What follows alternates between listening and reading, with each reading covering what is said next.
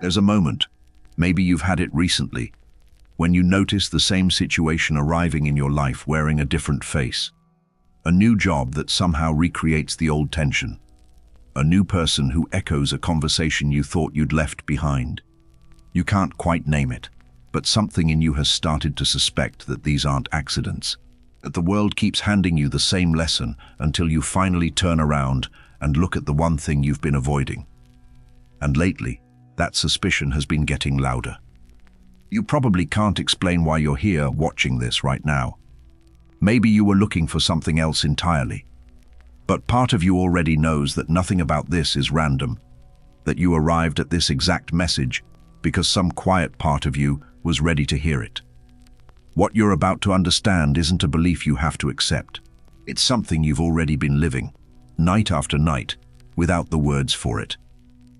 And once you see the pattern, you won't be able to unsee it. There was a Mexican scientist who spent his life studying something most people never think to question. Not what we see, but the seeing itself. His name was Jacobo Grinberg, and before he vanished without explanation, he proposed something that sounds strange until you felt it for yourself. He believed there's an invisible structure underneath everything, a kind of lattice that consciousness weaves through, and that the world we experience isn't simply out there waiting to be found. It's closer to a translation, a reading, something your mind is constantly participating in without ever telling you. You've probably had the experience of two people standing in the same room and walking away with completely different memories of it. Same air, same light, same words spoken, and yet, somehow, two separate worlds. We usually explain this away. We say one person wasn't paying attention, or someone misremembered. But Grinberg would have asked a harder question. What if neither of them was wrong? What if each of them was decoding a slightly different version of reality, shaped by something they carried inside before they ever walked through the door? This is where it starts to feel personal. Because if the world is partly a translation, then the translator matters. And the translator is you. Not the version of you that you present to others, but the deeper one. The one running quietly beneath your thoughts, deciding what's safe to notice and what's better left unseen. You felt this without naming it. The way a place can feel warm one week and hostile the next, even though nothing about the place has changed. Only the lattice shifted. Only the reader changed. There's a quiet discomfort in this idea, and it's worth sitting with. We want the world to be solid. We want it to be something happening to us, because that means we can blame it, escape it, fix it from the outside. But Grinberg's work points somewhere stranger. It suggests that the wall between inside and outside is far thinner than we've been taught, that what we call the world and what we call ourselves might be two ends of the same thread, pulled so tight we mistook them for separate things. And here's the part that tends to land somewhere deep. If you've ever felt like your life keeps reflecting your inner state back to you, calm days arriving when you finally found peace, chaos finding you exactly when you were already coming undone, you weren't imagining a connection. You were noticing the lattice. You were catching a glimpse of the machinery that's usually invisible, the place where your inner condition quietly shapes what the outer world is allowed to show you. Most people spend their whole lives trying to rearrange the reflection. They change the furniture of their existence, the job, the city, the relationship, and they wait for the feeling to change with it. Sometimes it does, briefly. Then the old pattern returns, wearing new clothes, and they can't understand why. Grinberg would have smiled at this, because if you only ever edit the reflection, the source keeps regenerating it. The lattice doesn't care about your circumstances. It responds to something underneath them. This is the moment things begin to turn. Once you suspect that you're not a passive observer of your life, but an active translator of it, a small responsibility settles onto your shoulders. Not guilt, responsibility. The realization that the texture of your days might be answering something you've been broadcasting without knowing. And the question stops being, why does this keep happening to me? And quietly becomes, what in me keeps calling this forward? But here's what Grinberg's lattice can't quite explain on its own. If consciousness is the thread weaving the world into being, then where does that thread begin? What is it made of? You can feel the structure. You can sense yourself participating in it. But something has to come first. Something has to exist before the reflection appears. And long before any scientist measured it, an ancient teaching had already named that source. They said the entire universe begins in a single, surprising place. And once you hear where, you'll start to recognize it everywhere. There's a line that has survived thousands of years, passed quietly between people who suspected something about the nature of reality. It comes from a body of teachings often called Hermeticism, and the idea sits at its very center. The all is mind. Not the mind is part of reality. Not thoughts influence things. Something far bolder. The claim that everything you can touch, everything solid and heavy and undeniable, began as something formless first. That before there was a world, there was awareness. And that creation, in every sense, moves in that order, from the invisible to the visible, never the other way around. You don't have to believe anything ancient to recognize this in your own small experience. Every single thing humans have ever built existed first as a thought. The chair you're sitting in, the screen you're looking at, the words being spoken right now. None of them arrived in the physical world before they appeared somewhere quieter, somewhere internal, in the unlit room of someone's imagination. We treat this as ordinary, but pause on it long enough, and it becomes almost unbearable in its strangeness, that the entire material world is, in a sense, a thought that hardened. The Hermetic teachers took this further than furniture and screens. They suggested that what's true for human creation is true for existence itself. That reality is mental in nature, that the universe is something closer to a vast act of imagining than a machine made of dead matter. And the implication is quietly enormous. If the all is mind, and you are an expression of that same awareness, then your inner life isn't separate from the substance of reality. It's made of the same material. You're not standing outside the dream. You're a thought inside it, capable of dreaming back. This is where it connects to something you've lived. Think about a time when your inner state was so heavy that the whole world seemed to confirm it. Every conversation felt cold. Every small inconvenience felt like proof that things were against you. Now think about a morning when something inside you had lightened, and suddenly the same streets, the same people, the same ordinary day felt almost generous. The world hadn't reorganized itself overnight, but the mind that was reading it had. The all is mind, working at the scale of a single Tuesday. There's a psychological truth hiding inside this ancient idea, and modern minds have only recently started circling back to it. We don't respond to what happens to us. We respond to the meaning we assign to what happens. Two people lose the same thing, and one is destroyed while the other is quietly set free, because they're not actually experiencing the same event. They're experiencing two different interpretations rendered into feeling. The event is raw. The meaning is mental. And the meaning is where your whole life is actually decided. Here's the perspective shift that tends to stay with people. If everything begins in consciousness before it becomes form, then your outer life is always slightly behind your inner one. It's lagging. It's catching up. The circumstances you're living in right now are, in some quiet way, the delayed expression of who you were being a while ago, your old beliefs, your old expectations, your old sense of what was possible, finally arriving in physical form, which means the life you're standing in is a message from your past self. And the life that's coming is being written by who you're becoming right now. That realization carries a strange kind of grief and relief at the same time. Grief, because it means some of what you're suffering through began somewhere closer to home than you wanted to admit. And relief, because if reality moves from the inside out, then the leverage was never in the outside world. It was always upstream.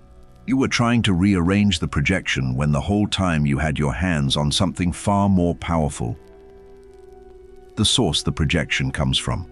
But this raises a problem the Hermeticists understood, and we tend to forget. If the world begins in mind, and the mind shapes what becomes real, then why don't we see everything? Why does so much remain hidden from us, just outside the edges of perception? Surely if reality is mental, we'd have access to all of it. And yet we clearly don't. There are sounds we can't hear, colors we can't see, entire layers of what's happening that pass through us unnoticed every second. Something is filtering the signal. Something is deciding how narrow our window onto reality gets to be. And once you understand what that filter is, you'll never trust the word objective the same way again. There's a writer named David Icke who became known for many controversial claims, but buried inside his work is one observation that's almost impossible to argue with, and it's the part worth holding on to. He pointed out something we rarely stop to consider, that what we call the world is only the tiny fraction of reality our senses are built to detect. We move through our days convinced we're seeing what's there, but we're not. We're seeing what we're equipped to translate, and almost everything else passes straight through us, unfelt and unnamed, as if it never existed at all. Think about the dog who hears a sound you'll never hear, who turns toward the door seconds before anyone knocks. Think about the bee that sees patterns blooming across a flower that to your eyes looks plainly yellow. The flower isn't hiding those patterns. The sound isn't pretending to be silent. They're fully present, fully real. You're just not the right instrument to receive them. And this should unsettle something in you, because it means the reality you trust as complete is actually a narrow channel, tuned by biology to show you only what you needed to survive. Now follow that thought somewhere more personal. If your senses filter the physical world this aggressively, what do you imagine your mind is doing with everything else? With people, with opportunities, with meaning. You've had the experience of buying something new, a car, a jacket, a name, and suddenly seeing it everywhere, as though the world conspired to multiply it overnight. It didn't. Those things were always there. You simply weren't tuned to them. Your attention changed the frequency, and a hidden layer of reality came rushing into view. This is the quiet mechanism behind so much of what we mistake for fate. We believe we're encountering a world that exists independently of us, when in truth we're constantly deciding, beneath awareness, what gets to register as real. Two people walk the same street. One sees threats, the other sees possibility. Neither is hallucinating. They're decoding different slices of the same signal, and each will swear, with total honesty, that the world simply is the way they perceive it. We don't see reality. We see our tuning, and here's the psychological weight of it. Your tuning wasn't chosen freely. It was installed by what you went through, by what you came to expect, by the conclusions you drew long ago about what kind of world this is and what kind of person you are. If somewhere deep down you decided the world withholds, you'll filter for withholding, and you'll find it everywhere. And the finding will feel like proof. The filter doesn't just shape what you see. It quietly gathers evidence that it was right all along. This is the moment the mirror begins to come into focus. Because if perception is the architect, then you have never once experienced the world directly. You've experienced your decoding of it. And that decoding is shaped by the one thing you carry into every room, every relationship, every ordinary morning, yourself. The reflection you keep meeting isn't the world being honest with you. It's the world being filtered through you, handed back in a form you're finally able to perceive. There's something freeing buried in this, even though it arrives disguised as a loss. If what you see is partly a product of your tuning, then your tuning can change. And when it does, the world doesn't merely look different. It reveals doors that were always standing open while you walked past them. Certain they were. The people you needed, the chances you missed, the meaning you couldn't feel. Some of it was never absent. It was outside your frequency. And frequencies can be adjusted. But here's what perception alone can't account for. Sometimes the world doesn't just confirm your expectations. It surprises you. It hands you the exact thing you'd been thinking about moments before. A name, a number, a stranger's offhand comment that answers a question you never spoke aloud. These moments don't feel like filtering. They feel like the world is answering, as if something is arranging events to speak to you directly, in a language made of coincidence. And there was a man who spent his life studying precisely these moments, who gave them a name, and discovered they appear most often at the exact point where your inner world and your outer world quietly touch. Carl Jung noticed something his fellow scientists were trained to ignore. Over and over, in his own life and in the lives of the people he worked with, the outer world seemed to echo the inner one, not through cause and effect, but through meaning. You think of someone you haven't spoken to in years, and that afternoon they call. You're wrestling with a question you can't resolve, and a stranger says the exact sentence that unlocks it. Jung refused to dismiss these as accidents. He called them synchronicities, and he believed they were moments when the boundary between you and the world briefly thinned. You've felt this. Almost everyone has, even those who'd never admit it. There's a particular quality to these moments. They don't just happen, they land. They carry a strange weight, as if the universe leaned in and tapped you on the shoulder. And the reasonable part of your mind rushes to explain it away. Coincidence, it says. Pattern seeking. Your brain making connections where none exist. But notice how the explanation never quite satisfies the feeling. Something in you knows the difference between a random event and a meaningful one. The body recognizes it before the mind can argue. What made Jung's idea so radical wasn't that these moments occur. It's when they occur. He observed that synchronicities cluster around periods of inner intensity. When you're grieving, when you're on the edge of a decision, when something deep inside you is shifting and you don't yet have the words for it. They arrive at thresholds, at turning points, as if the outer world becomes most expressive precisely when your inner world is most alive. Which means these coincidences aren't random visitors. They're drawn to your transitions like light to an opening door. This connects to something you may be living through right now. If your life lately has felt strange, if you've been noticing patterns, repeating numbers, conversations that seem to arrive at uncannily perfect moments, Jung wouldn't tell you it's nothing. He'd ask what's stirring underneath. Because synchronicities tend to multiply when something in you is trying to change, when an old version of yourself is dissolving and a new one hasn't fully formed. The increase isn't in the world, it's in you. You've become more porous, and the mirror has more to show. Here's the psychological insight that gives this its quiet power. Jung believed these moments weren't the universe sending you messages from the outside. He believed they were the meeting point, the place where something you already knew unconsciously surfaced into the visible world, so you'd finally have to face it. The synchronicity isn't information you lacked. It's recognition you'd been avoiding. The outer event simply becomes the screen on which your own depths get projected, large enough that you can no longer look away. And this reframes the whole experience. A synchronicity isn't proof that something out there is watching you. It's evidence that the line between out there and in here was never as solid as you believed. When your inner state reaches a certain pitch, it starts to leak into the pattern of events around you, and you catch yourself in the reflection. The coincidence is the mirror catching the light at just the right angle, and for one disorienting moment, you see that the world and the self are arranged together, moving as one fabric. There's a kind of comfort in this, but it asks something of you in return. If the world reflects your inner state through meaningful coincidence, then these moments aren't there to be collected like souvenirs or posted as signs. They're invitations to look inward, to ask what in you this is mirroring, what threshold you're standing on, what truth is surfacing now that you're finally ready to receive it. Most people feel the chill of recognition and then move on. But the ones who pause, who turn toward the reflection instead of away from it, begin to read their own lives like a language. And this is where an old practice enters the story, older than Jung, older than psychology itself. Across many cultures, people understood that certain reflective surfaces could be used deliberately, not to predict the future, but to meet themselves.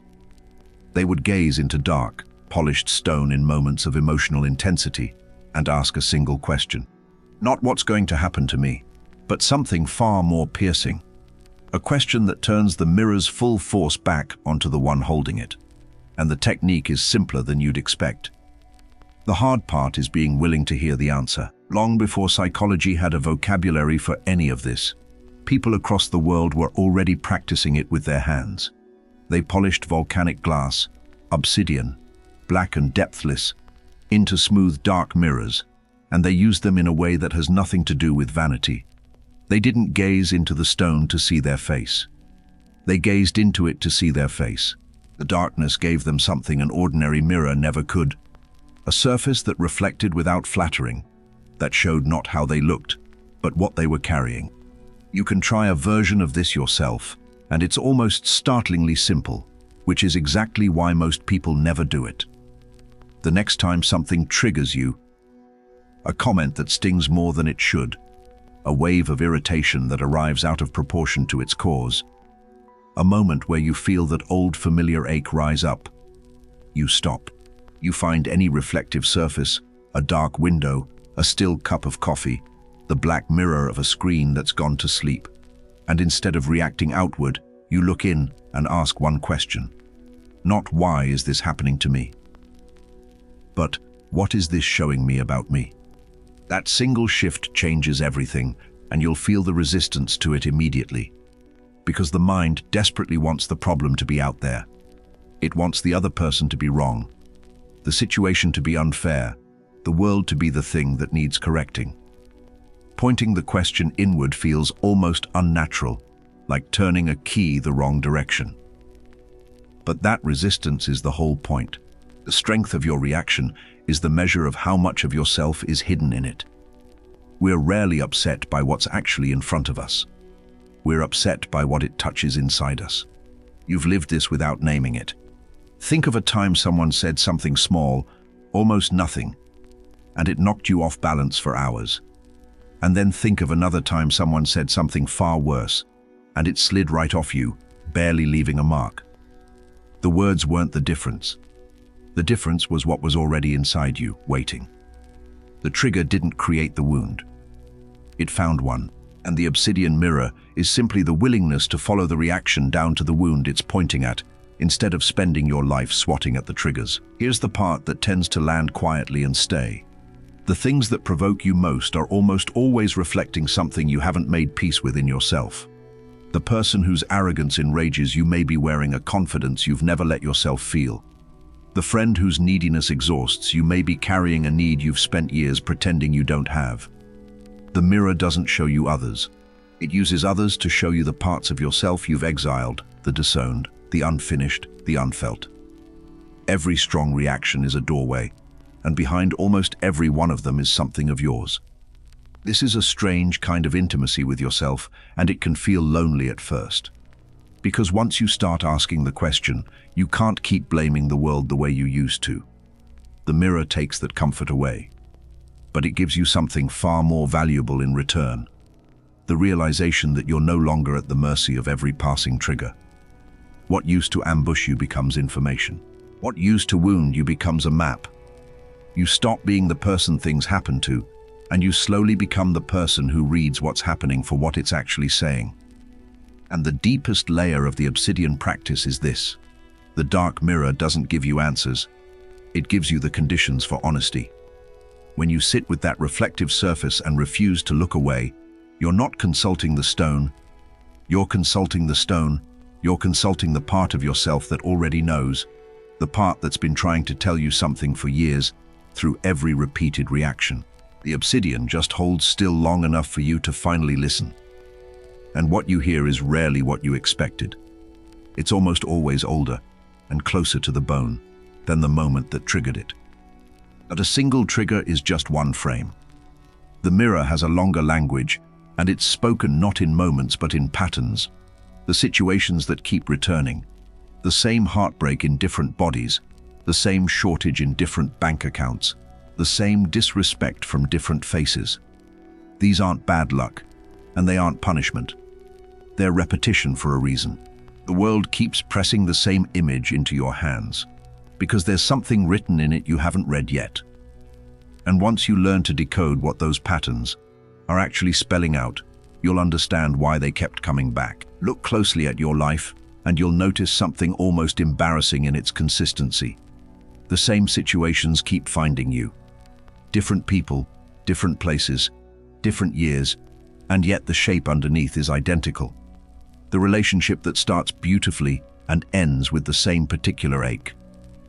The money that arrives and then somehow always leaves through the same kind of door. The way respect seems to stop just short of you, again and again, in jobs that have nothing to do with each other. We call this bad luck. But luck doesn't have a signature, and your patterns do. A pattern that repeats isn't random. It's a message that hasn't been received. And the world, in its strange patience, will keep sending it louder, clearer, more painful, until you finally turn and read it. You've probably already sensed this about one area of your life. There's a place where the same thing keeps happening, and some quiet part of you has stopped believing it's a coincidence. That instinct is correct. The repetition is the mirror raising its voice, because the gentler reflections went unnoticed for too long. Here's the uncomfortable key that unlocks it. The patterns in your outer life tend to match what you secretly believe you deserve. Not what you want. What you've decided, deep down, is allowed for someone like you. If somewhere inside you carry the quiet conviction that love eventually abandons you, you'll find yourself, without ever meaning to, recreating the conditions for exactly that. Not because you're broken, because some hidden part of you is trying to confirm the only story it knows, and it will arrange your life until the evidence matches the belief. This is harder to see in yourself than in anyone else, which is the cruelty of it. You can watch a friend choose the same kind of unavailable partner 3 times in a row and see the pattern instantly clear as day. But your own repetitions feel like reasonable responses to unfortunate circumstances. This one was different. That situation was just bad luck. The mind is brilliant at protecting the belief underneath, dressing each repetition up as a new and unrelated event. But step back far enough, and the design reveals itself. The same lock, the same key, worn smooth from how many times you've turned it. Think about money, because it tends to be brutally honest. People who unconsciously feel they aren't worthy of abundance will sabotage it in 100 quiet ways, overspending the moment it arrives, undercharging for what they offer, pushing away the very opportunities they claim to want. They'll swear they desire more, and they'll mean it. But the deeper belief about what they're allowed to have keeps rewriting the outcome. The bank account becomes a mirror, reflecting not their effort, but their sense of worth. And the same is true of relationships, of respect, of every place your life seems to hit an invisible ceiling. Here's the shift that changes how you see all of it. These patterns aren't your enemy. They're the most loyal messengers you have. They're the parts of you that you can't see directly, made visible by being acted out in the world where you finally have to look at them. You don't get to know your hidden beliefs by thinking about them. They hide too well for that. You know them by what keeps happening to you. Your life is constantly confessing what you believe, in a language of recurring events, whether or not you're ready to translate it. And this is where something loosens in the chest. Because if your patterns reflect what you believe you deserve, then they were never set in stone. They feel like fate, but they're closer to a habit of self-perception that hardened into a life. The man who keeps meeting the same betrayal isn't cursed. He's living out a verdict he passed on himself long ago and forgot he was carrying. And a verdict can be revisited. The pattern that has haunted you for years might dissolve not when the world changes, but when the belief underneath it finally does. But here's where almost everyone makes the same mistake, and it's worth seeing clearly before you make it again. When people finally recognize their patterns, their first instinct is to change the reflection. Leave the partner, quit the job, move to a new city, swap the surface for a fresh one. And for a little while it works. Then, slowly, the old shape begins to reappear in the new surroundings, and the heartbreak deepens, because now there's nowhere left to blame. The reflection keeps returning because the source was never touched. And there's a different way to do this. A quiet, almost invisible kind of change that most people overlook entirely, because it's far too small to look like it could matter. Here is what almost no one understands until they've exhausted every other option. You cannot fix a reflection by touching the mirror. You can rage at it, you can polish it, you can break it and buy a new one, and the same image returns, because the image was never coming from the glass. It was coming from what stood in front of it. And yet this is exactly how most of us try to change our lives.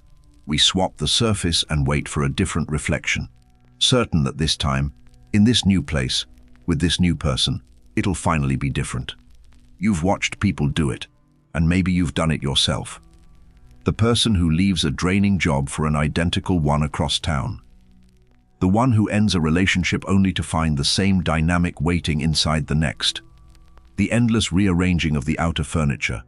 New city, new friends, new beginning, carried out by someone who packed the same frequency into every suitcase. They changed everything that could be seen and nothing that couldn't. And the old life reassembled itself around them like water closing over a stone, because they moved the reflection while leaving the source untouched. The source is quieter than people expect, and that's why they miss it. It isn't a grand transformation. It's not a new identity announced to the world. It's an inner micro-calibration, a small, almost invisible shift in how you hold yourself, what you expect, what you believe is allowed for you. The decision, in a triggering moment, to respond from a slightly different place than you always have. These adjustments are so subtle that they feel insignificant, and that's precisely why they work. They change you below the level where the old patterns are watching. Think of how a single degree changes the direction of a long journey. At the start, 1 degree is nothing. You can barely measure it. But extend that line far enough, and it arrives somewhere completely different from where it would have. Inner calibration works the same way. You don't overhaul your entire being. You shift the angle by a degree. You meet an old fear with a fraction more steadiness.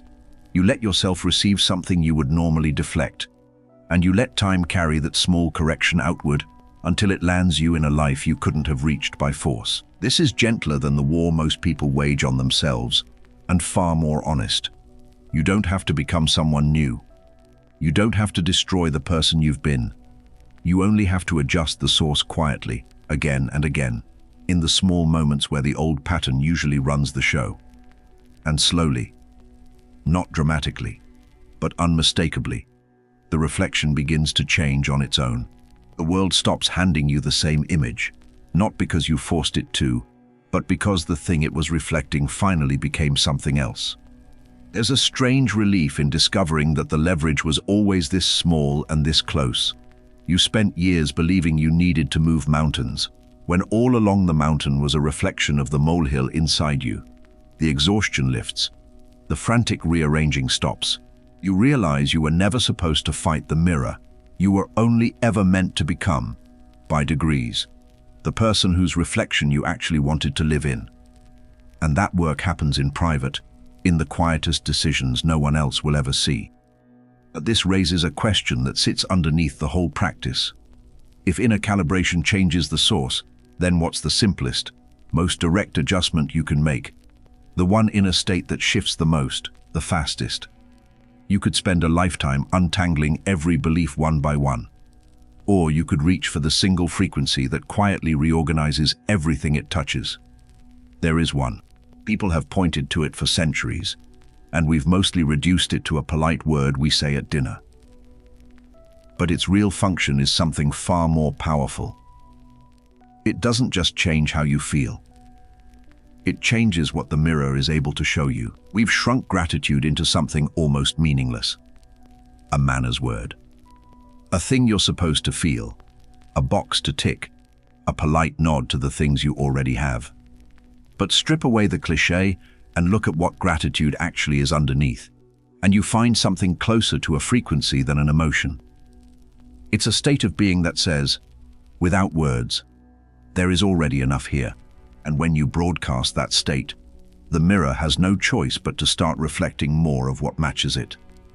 You've felt the opposite of this, which is how you know it's real. There are seasons where nothing is ever enough, where every good thing arrives already shadowed by what's missing, where you get the thing you wanted and feel the lack of the next thing before you've even set it down. And in those seasons, notice what the world hands back. More to be anxious about. More that falls short. The frequency of lack reflects a reality of lack, not as punishment, but because that's what you were tuned to receive. The mirror simply answered the state you brought to it. Now recall the rarer moments, the ones where something in you settled, where for no particular reason you felt quietly, deeply grateful for something ordinary. The light through a window, a person's voice, the plain fact of being alive on an unremarkable day. And notice what tends to follow those moments. More arrives that's worth being grateful for. Not because you earned it, but because gratitude changed your frequency and the world reorganized itself around the new signal. When you feel grateful, more arrives to be grateful for. The state comes first. The evidence follows. This is the quiet engine underneath everything you've heard so far. Gratitude is the fastest inner calibration there is, because it doesn't fight the patterns. It dissolves the belief that feeds them. The hidden conviction that you don't have enough, that you aren't enough, that life withholds from someone like you. Gratitude contradicts that story not with an argument but with a feeling, and the feeling rewrites the source the reflection is drawn from. You stop broadcasting lack, and the mirror, faithful as ever, slowly stops reflecting it back. And here, finally, the whole pattern completes itself. Every layer you've moved through, the lattice, the mind that precedes form, the perception that decodes only a sliver, the coincidences, the triggers, the repeating patterns, the quiet inner shift, all of it has been pointing at this single truth.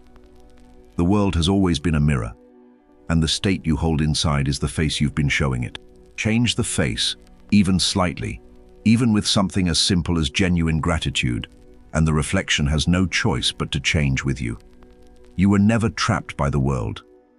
You were only ever meeting yourself in it. So if your life lately has felt strange, full of patterns you can't quite explain, coincidences that seem to mean something, a quiet sense that something inside you is changing, now you understand why. None of it was random. You've been standing in front of a mirror your whole life, mistaking the reflection for the world, and lately you've started to recognize your own face in it. That recognition is the beginning of everything. Because the moment you see that the source was always you, you stop waiting for the world to change first. This message reached you at the moment you were ready to read it, and that's not a coincidence either. It's the mirror, doing what it always does. If something in you recognized itself here, take that as the signal it is. Subscribe and stay close, so the next reflection finds you too. Like this video, so it reaches the next person standing in front of their own mirror, not yet knowing what they're looking at. And in the comments, leave one single word, mirror, so I know you saw yourself in this. The rest of the work happens quietly now, in the small moments no one sees. You already know where to begin.